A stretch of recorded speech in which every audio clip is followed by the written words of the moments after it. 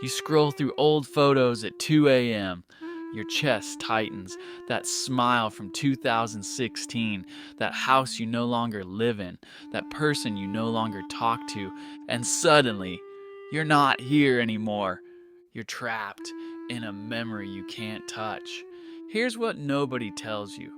Nostalgia isn't just remembering the past, it's mourning a version of yourself that no longer exists. It's the ache of realizing time moved without your permission. And in this digital world where every moment is documented, archived, time stamped, nostalgia has become a drug we can't stop taking. We don't just remember anymore, we relive, we replay, we refresh. The algorithm knows what you miss before you do. And the scary part, you're starting to miss things you never even enjoyed when they were happening.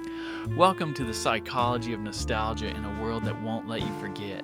Nostalgia is defined as a bittersweet longing for the past. It's not just memory, it's emotional time travel. Your brain doesn't just recall what happened, it reconstructs it. It adds color, warmth, meaning that might not have been there. And social media has weaponized this.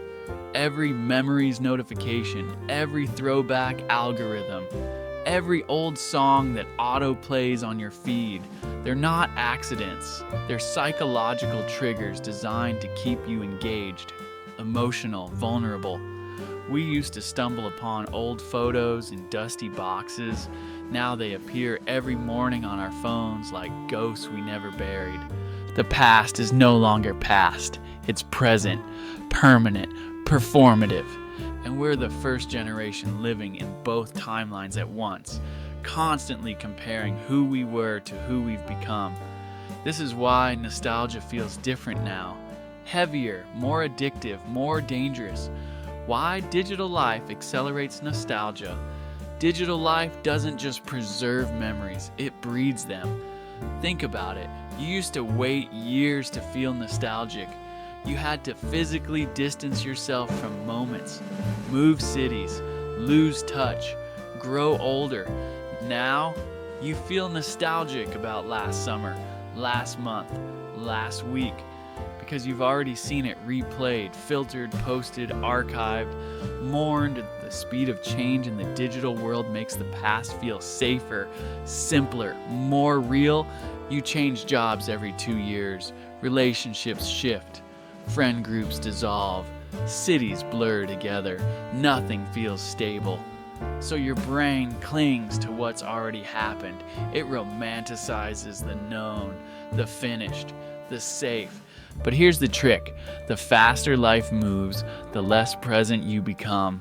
And the less present you are, the more you crave the past.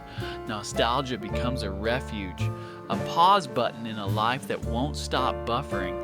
And social media reinforces this every single day. The brain's reward loop of looking back. Your brain treats nostalgia like a drug, literally. When you remember something pleasant, your brain releases dopamine, the same chemical that fires when you eat, have sex, or scroll Instagram. Nostalgia feels good because it's predictable. The past can't hurt you anymore.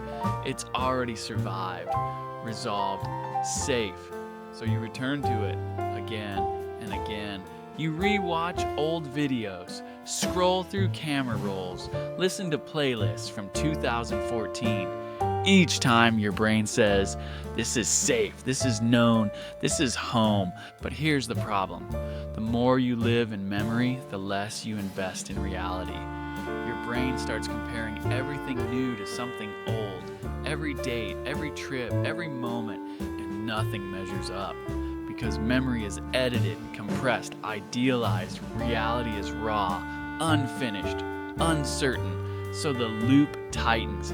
You seek comfort in the past because the present feels disappointing, and the present feels disappointing because you're not actually in it.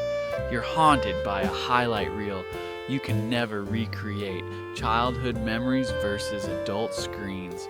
You remember childhood in textures, the smell of grass after rain, the weight of a backpack, the sound of your mother's voice calling you inside. No phones, no cameras, no proof it happened, just the feeling that it did. And that's why it feels so vivid, so untouchable, so sacred, because you were present, fully there, not performing, not documenting, not curating. Now look at your life today. You go somewhere beautiful and you film it. You have a moment with someone and you caption it. You feel something real and you screenshot it. You're so busy archiving the present that you're not living it. And years from now, you'll scroll back and feel nothing because you weren't there. You were watching yourself be there. Childhood nostalgia hits harder because you lived it with your full attention.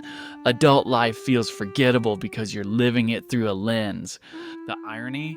We document everything now to remember it later, but we remember nothing because we never felt it in the first place. The myth of simpler times. Here's the uncomfortable truth. The past wasn't better. You were just younger. You had less responsibility, less awareness, less weight on your shoulders.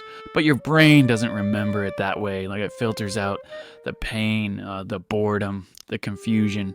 You remember summer nights, not the anxiety before school started. You remember laughter with friends, not the loneliness in between. You remember freedom, not the lack of control you actually had. This is called rosy retrospection. Your brain's tendency to sugarcoat the past. And it's dangerous, because when you believe the past was better, you stop building a future worth living. You start thinking your best days are behind you, that you peaked at 16, that life only gets worse from here. But the truth, the past feels simple because it's over. The present feels chaotic because you're still in it. You're not mourning better times, you're mourning certainty. And certainty is a lie. Even back then, you didn't know what came next. You were just too young to be afraid of it. Algorithms that use nostalgia against you. The algorithm knows you better than you know yourself. It tracks what you pause on, what you rewatch, what makes you linger, and it learns you're weak for the past. So it feeds you more. On this day memories, throwback playlists, old photos of people you've lost touch with, not because it cares, because it keeps you on the app. Nostalgia is profitable, it's emotional, shareable, viral. Every memory you engage with trains the algorithm to show you more.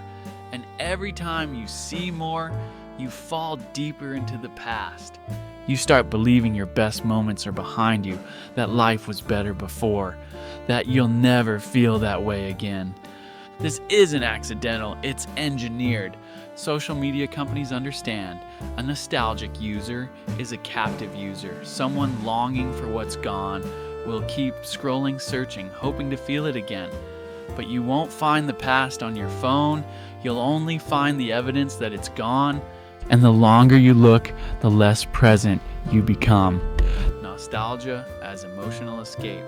Let's be honest, you don't look back because the past was perfect. You look back because the present is overwhelming. Work stress, relationship tension, existential dread, the weight of being an adult in a world that feels like it's falling apart. So you escape into memory, into simpler times, into a version of yourself that didn't carry this much. And for a moment, it works. You feel lighter, younger, free. But then you come back, and reality is still there, unchanged, waiting. Nostalgia is a painkiller, not a cure. It numbs you temporarily, but it doesn't solve what's broken in your present. The more you use it to cope, the more you avoid what needs to be faced. The job you hate, the relationship you're settling in, the life you're building out of fear instead of desire. Nostalgia feels like relief, but it's really avoidance. And avoidance always costs more than confrontation. The pain beneath nostalgia. Here's what nostalgia really is. Grief. Grief for time you can't get back. grief for people who've changed, grief for the version of yourself who didn't know what was coming. When you look at old photos, you're not just missing the moment, you're missing who you were in it, the innocence, the hope, the belief that everything would work out. And maybe it didn't. Maybe things got harder, messier, more complicated. So you mourn quietly, privately, through a screen at 2 a.m. But grief isn't weakness. It's proof you lived something real. The ache you feel when you remember, that's love. For what was, for who you were, for the beauty of impermanence. Nostalgia hurts because life is temporary, and that's not a flaw, it's the whole point. If nothing ever ended, nothing would ever matter. You miss the past because it mattered, because you mattered in it. And that same capacity to feel, to love, to lose, to long is still in you now. It didn't die with the past. It's just waiting for you to aim it at the present, rebuilding a present you don't want to run from. So what do? You stop running. You stop scrolling. You stop searching for proof that your best days are over. You start building a life you don't need to escape from. That means showing up fully, without your phone as a shield, without nostalgia as a crutch. It means doing things that scare you, that challenge you, that force you to be present, because there's no script, no memory, no safety net. It means letting go of the fantasy that the past was better and accepting that the present is harder, but it's yours. You can't control what's already happened, but you can control what happens next. The moments you're living right now, they're going to be your nostalgia one day. And when you look back, you'll either remember a life you were too afraid to live, or a life you dove into fully, recklessly, beautifully. Nostalgia isn't the enemy, avoidance is. The past is sacred because it's gone, but the present is sacred because it's here, and you are too. Nostalgia is beautiful. It reminds you that you've lived, that you've loved, that you've felt something real enough to miss. But it becomes a prison when you start believing the past is the only place you belonged. The truth, you belong there because you were present, alive, engaged, and you can belong here too, right now, in this moment, in this life. The past doesn't need you anymore. It's already whole, already complete.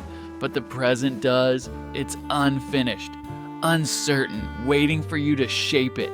Stop mourning what's gone. Start building what's here. Because one day you'll look back on this moment, this version of you, this exact feeling, and you'll miss it. Not because it was perfect, but because it was yours and you were finally fully here. If this hit you, leave a comment. Tell me what you're nostalgic for. Let's talk about it. And remember, the present becomes the past faster than you think. Don't miss it while it's still here.